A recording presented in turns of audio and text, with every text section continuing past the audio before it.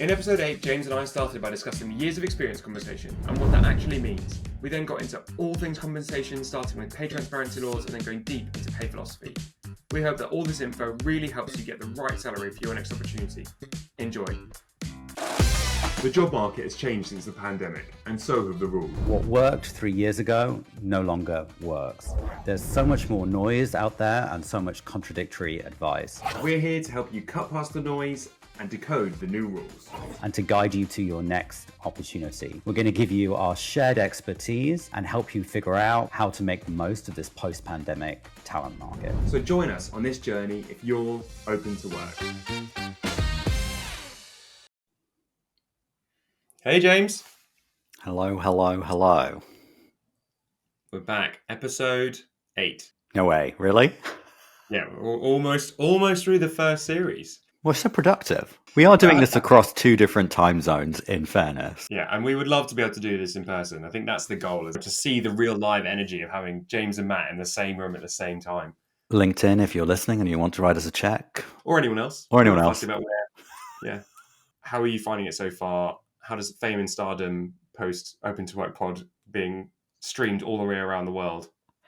I am genuinely so thrilled that people are not only listening to this, and we can obviously see across all the channels that many of you are listening and downloading, which is in itself incredible. And because I know the data doesn't lie, but even if I thought the data lied, I know that you're listening because you're sending in questions to us, which is amazing across all our channels. Please do keep writing to us. We're really happy to answer your questions because if you have a question, like probably 100 other people do too. And I think it's also a really good reminder of like why we're here, and that's to help as many people as possible navigate this job market. Like that's the real core of like what Open to Work is as a podcast. So Odders and James are one of the leading people and talent agencies. Since 2013, they've been responsible for over 1,000 people and talent hires, including one in a company that I used to work at. They helped me hire my head of technology TA. So I know the guys there pretty well. They've been responsible for scaling some of the most innovative companies in the UK and the EU. Also recently just launched in the US. So even folks in your neck of the woods now, James, can get involved for contingent, retained and executive search. And they also now do embedded through AJX. So they can do it all.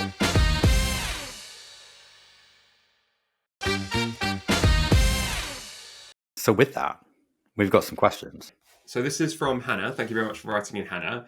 I love your podcast. Thank you very much. And your social media content. It's been super helpful during my job search, and we'd love to hear that. But she has a question about experience levels. So with many job postings, they're described as X years of experience. But what does this actually mean? Years within a specific job title, years within the industry, years exercising the competencies of a job description, etc. What is the proper way to determine whether you meet experience requirements for the job description? This is a great question. Thank you, Hannah, because lots of people definitely have this question. And it should be a pretty straightforward answer, but it's also one of those where it depends.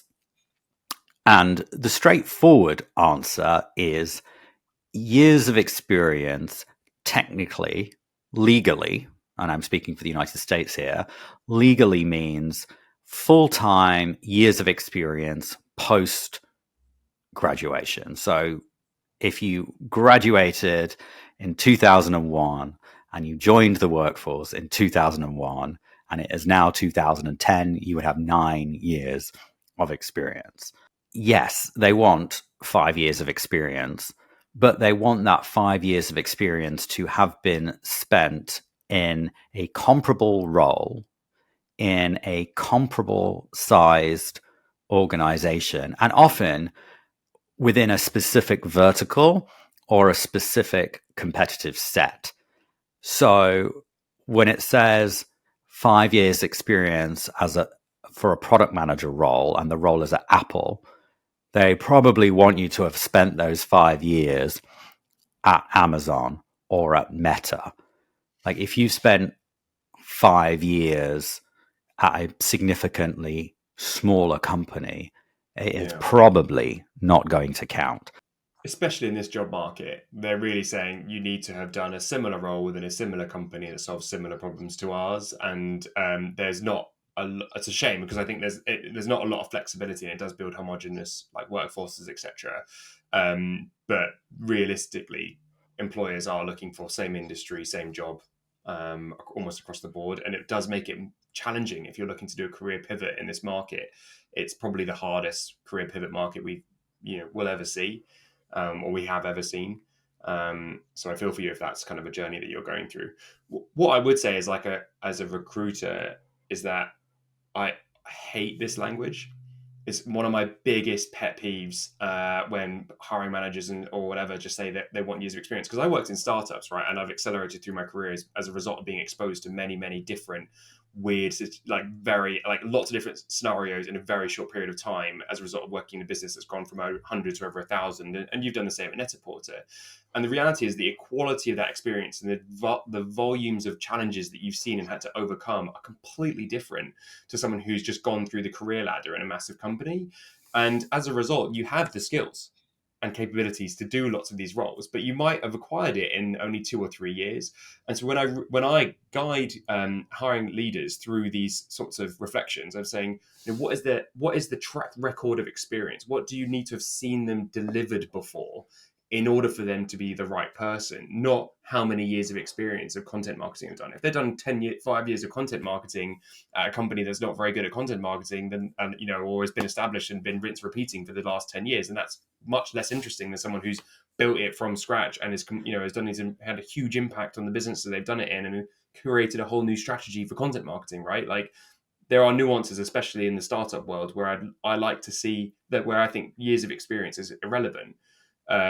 It's about what you've done and what you've delivered to businesses that I find really valuable. But I think, unfortunately, we don't see much of that around on market nowadays.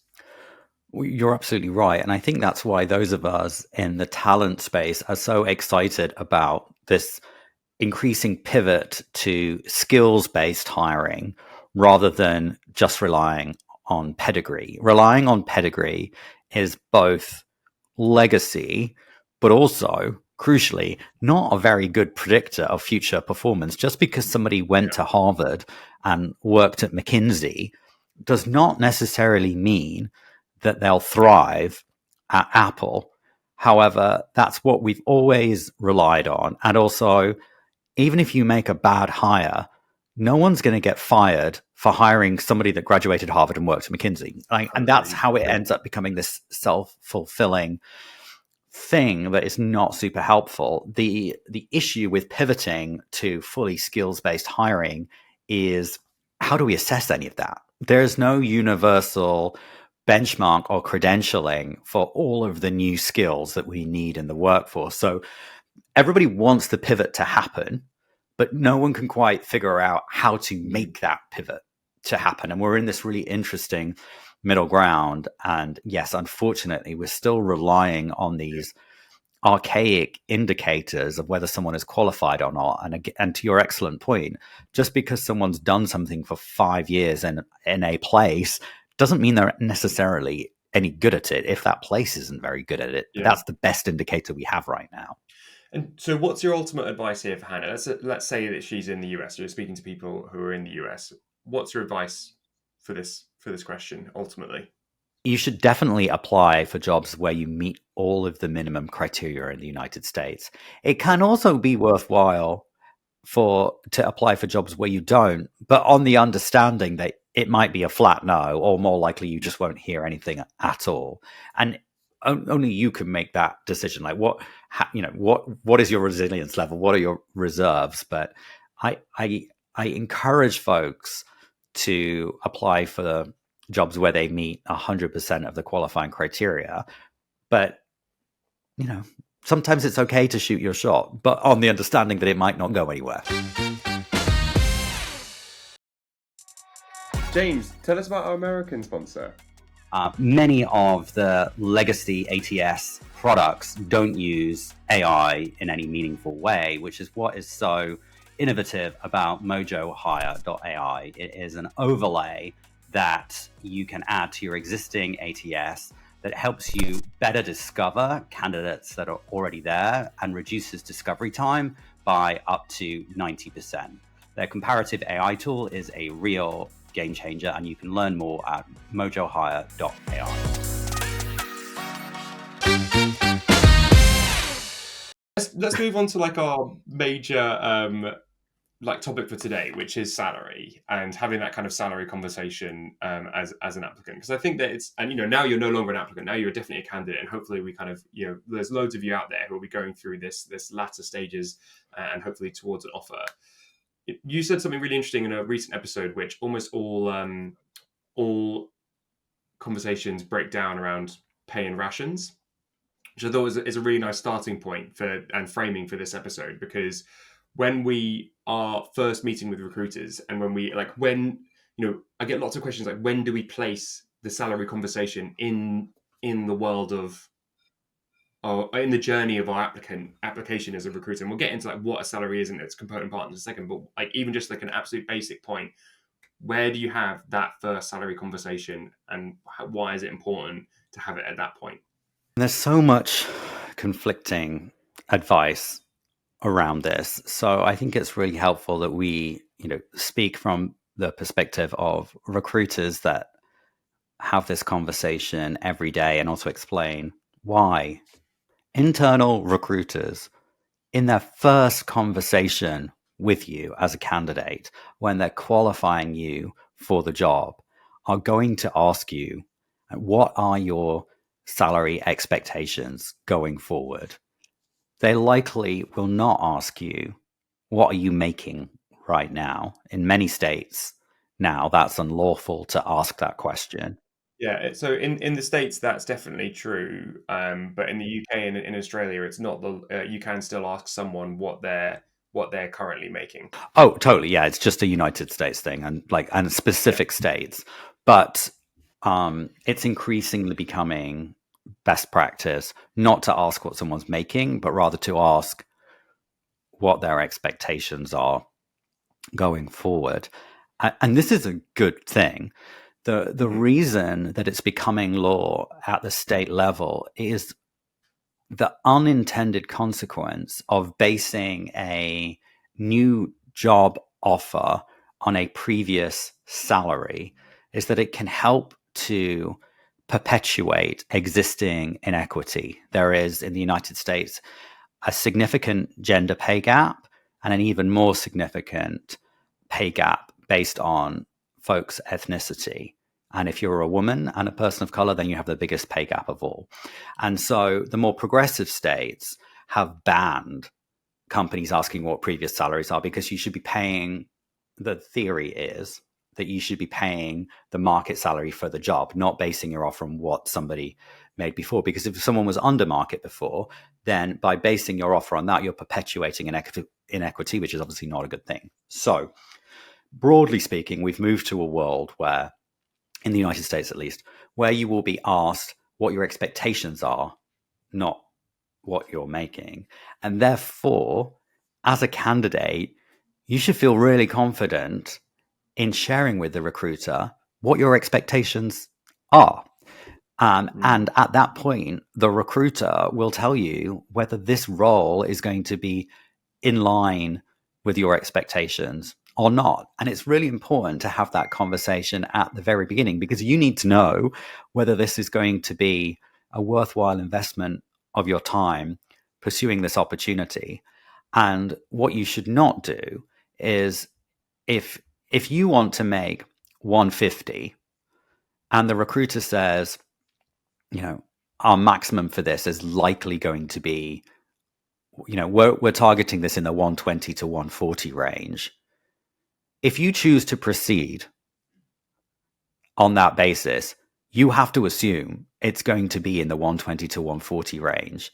They're not going to magically get to 150 if they say at the beginning it's not going to get there. And I think that's where a lot of this breaks down, is this notion that the recruiter is going to try and lowball you. That's not how it works at all. And that's why recruiters want to have this conversation right at the very beginning. They want to understand what you want to make, not what you're making right now, what you want to make. And they will tell you if what they're working with is commensurate with that or not. Yeah, and I think it's important to point out that, like, in the States as well, we're starting to see increasing pay transparency laws that are affecting especially enterprise businesses operating all across the US, but it's only in specific states at the moment. And that there's a big European movement as well behind pay transparency, and that this is only good for candidates, and it's only good for people all around. It's good for the entire candidate industry, essentially. I think where I find this frustrating from a candidate experience perspective is that there are lots, and I think this is not actually quite a nice segue. There are lots and lots of different things that make up a package: benefits, holiday, bonus, equity, stocks and shares, culture, like learning and development, the growth opportunity within the business. All of these things factor into the decision of whether or not I want to take a job. And base is as a very important element of that. But there are definitely elements of it that I will sacrifice, as base salary that I will sacrifice because I believe in the vision of the business, or because it's really aligned with my values, or because they have an incredible stock and equity compensation package. And I think that is where this strategy doesn't play out very well for businesses, because they're losing fantastic candidates just because they haven't had the opportunity to understand their compensation philosophy yet, which I think is again bad recruitment practice. So we've gone through and we've now set our expectations. We're in the process and we've spoken to the recruiter, but maybe let's get into the mechanics a little bit behind the scenes. Like, how do they decide what that band is in the first place, and how do they decide where you place in that band? Like, what flexibility do recruiters have to go around that band and the expectations you've given them? Maybe it'd be just good to kind of get a little bit behind the scenes. Yeah, I think it's really important for folks. And I'm going to give you the view from large enterprise. And so this is probably the most rigorous example of how pay happens. Smaller organizations probably have less guardrails and more of a degree of flexibility. But if I give you the enterprise, the corporate America view, I think it's a really useful framework to understand how compensation works. Does that make sense? Yeah, that's great. And so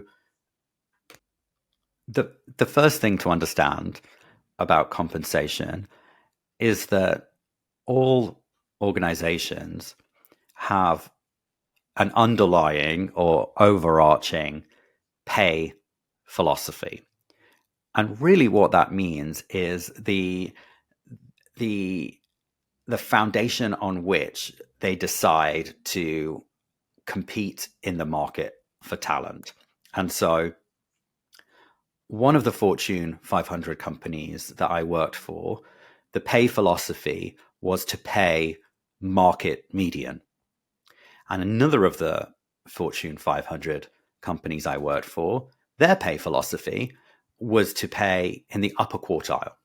So 75% of US workers would earn less money than people working at this company. I'm not going to name them because most organizations are not public about what their pay philosophy is, because it's part of their competitive advantage. But it's important to understand that whilst you might not know on the outside, organizations do have a pay philosophy. They make very deliberate decisions about where they're going to pay, where they're going to sit in the market, and then that governs their ability to compete for talent. So that's the first thing to understand, that there's a philosophy behind all of this.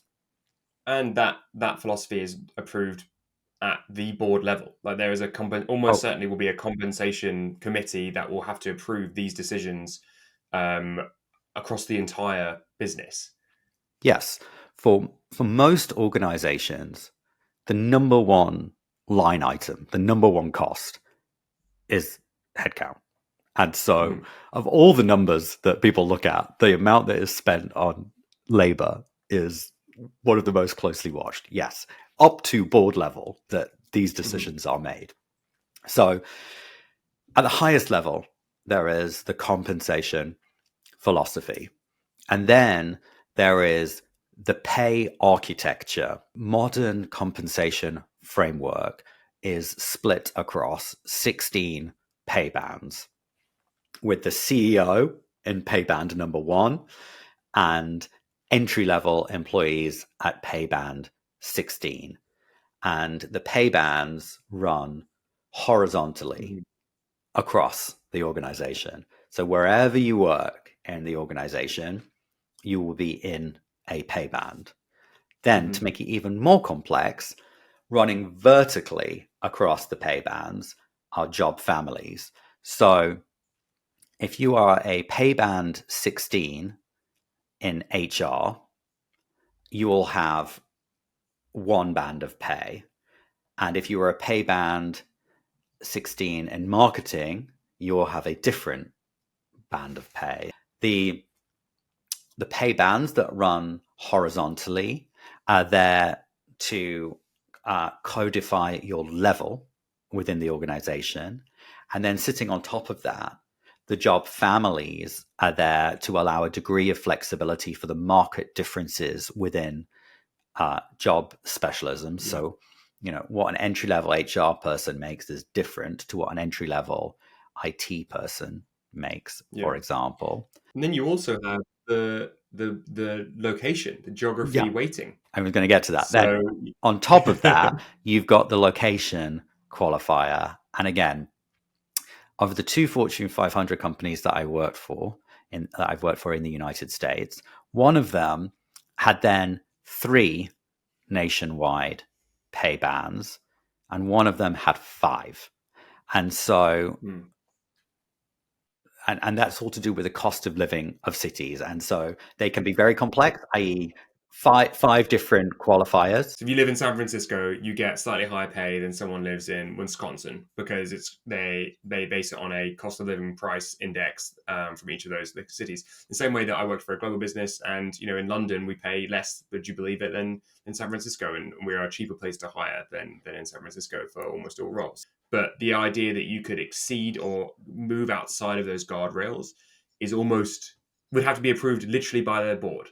That is the only circumstance in which I've seen any a flexibility in this.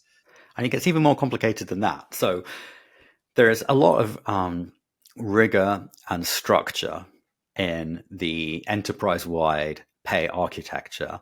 But going back to one of the foundational elements, the pay bands, the typical base salary pay for a CEO in a Fortune 500 company is $1 million. Their total compensation is a lot more than that, but their salary is $1 million. 16 bands below that, the entry level salary in corporate America is typically in the 60 to 80,000 range. And so what that tells you is that each of those pay bands has a fairly broad beginning and ending salary. And then to make it even more complex, all of the bands overlap. So the bottom of pay band 15, it can either be the midpoint or the upper quartile of pay band 16. The pay bands can be, $50,000 or $100,000, right? They can start at $40,000 and go to $140,000, which seems like an incredibly broad range, but that's because the bands all overlap. And so what then happens is that within the pay bands, there is then a target range within the band that all employees will fall in. And that target range is based on what's called the comp ratio. And the comp ratio is based on the variance from the midpoint of the pay band. And typically what you see in large organizations is that all employees will be targeted to fall between a 0.85 and a 1.1 comp ratio of the pay band. So even though the pay band might run from $40,000 to $120,000, what you actually see is that all employees fall between a $60,000 to $80,000 range within that band. Yeah. Which all sounds crazy, but that's how it works. And so when a recruiter is going to market with a new role, they already know what the budget for the role is, what the band for the role is, what the job family is, and the location. And so they know very precisely where the tolerances can be. And to make it even more complicated, if it is a replacement role or a role for a team that has a lot of incumbent or legacy employees, even if the full range for the role might be 140 to 170, actually, because a lot of the team have been there for a long time, they might all be in the 140 to 150 range, and therefore the maximum might be 155, because part of what has to happen is the maintenance of internal equity. You can't bring somebody in from the outside that's going to make significantly more than the rest of the team. And so whilst you might think from the outside that there's a great deal of flexibility, there often is a very minimal amount of flexibility, especially when it comes to base pay. What's your understanding of like the idea that candidates are kind of earning less now, and that they have less of an opportunity to negotiate in this market? And, what's your perception? So again, I can only speak for corporate America, Fortune 500 organizations, but that is a total myth for all of the reasons that I've just explained. The amount of work and rigor that goes into maintaining compensation frameworks and maintaining internal equity, maintaining the right levels within the organization, and the idea that because of cyclical macroeconomic cycles, that all of that would be upended is both laughable and unworkable, right? It's just not happening. Now, might a smaller company or a mom and pop shop want to take advantage that they could potentially pay a little bit less? Maybe, but broadly speaking, it's not happening, because that fundamental rule of economics that wages and prices are sticky downwards, right? Like, it's just not a thing that you can get away with paying people less than market rate. You might be able to do it in the very short term, but then as soon as the market recovers, they're going to take advantage and move on to find higher wages. So it's often a trope that recurs on social media, but from inside an organization, that's just not happening. With all of this information in mind, what's your advice to candidates now, with how they present their salary to recruiters? How do they talk about their expectations? When do they do it? And what do they need to know now and take away from this episode? So for candidates, I think you need to be clear on two major things. What is the range of base salary that you would feel comfortable with for your next job? And what do you feel comfortable with from a total compensation perspective? And I think that's where a lot of folks miss out on opportunity, because, as we've already discussed, there is usually the least amount of flexibility with base salary. And the recruiter is not going to try and lowball you, especially at the beginning. They want to know what you want to make, and they'll tell you what the range that they're working with. They probably won't tell you the full range, but if you're within 5 to 10%, they're going to tell you. I think it's really important to state as well that recruiters are in no way incentivized for you to take less money. Like, if anything, it's the opposite. The reverse is true. One of the metrics that recruiters are measured on is offer acceptance rate. And you are more likely to accept an offer if a recruiter is able to offer you something that you will accept. So recruiters are always pushing for the maximum they can get for you. HR business partners are usually pushing for the minimum that they can get away with, because they're tasked with maintaining the overall headcount budget at the department level. Hiring manager doesn't usually care. They just want to make the hire. But, in those meetings where it's recruiter, HR, hiring manager, the recruiter is always pushing for more. And then at the more senior level in those meetings, it's recruiter, HR, compensation, and hiring manager. And again, compensation and HR are trying to get it lower, and the recruiter is always pushing for more. The recruiter is going to be on your side because the recruiter wants you to accept. But the recruiter has to work within this broader context of other people that have competing priorities, and we all have to work together, right? But don't lose sight of the fact that an offer, especially in America, is not just about the base salary. It's about bonus potential. It's about 401k match. It's about the breadth of healthcare coverage and what your contributions are and whether it covers your entire family. And also, most importantly, what the stock is. And you are always going to have the most flexibility with the non-cash elements of the offer. And so if you're digging your heels in at 150 and the maximum they can go to is 145, but they can potentially offer you another $60,000 of stock, but on a 4-year vest, that's actually an extra $15,000 a year. Like don't be so laser focused on base pay.